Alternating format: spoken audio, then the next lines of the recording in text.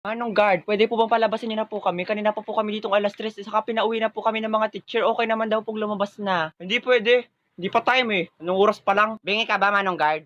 Kakasabi ko lang, ang pinayagan na kaming umuwi. Nanggigigil ako sa'yo. Bakit? Yung teacher mo bang nagbubukas ng gate dito? Hindi naman, di ba? Kaya ako masusunod. Manong guard, nakikita mo to? Oh, lamunin mo. Shoota ka. Kanina ka pa. Yan ang patunay na pwede na kami lumabas. May perma pa yan ng principal. Anong pakialam ko dyan? Ay, totoo ba yan? Hindi. Imagination mo lang yan, Manong guard. Ako talaga nanggigigil na ako sa iyo. Gusto mo bang tanggalan kita ng ngipin? Sige, subukan mo. Ba't sinusubukan talaga ako itong gurang na ito? Hoy, wag mo nang patulan. Kayo mga bata kayo, napakawalang galang ninyo, napakawala ninyong modo. Bakit ganyan kayo makapagsalita? Siyempre, may bibig kami. Ay, paano ba dapat magsalita? Nakasplit? Nakabalod? Nakatuwad? Ang bobo mo rin, Manong guard, ano? Manong guard, palabasin mo na sila. Sige po, ma'am. O, lumabas na kayo, mga buwisit kayo.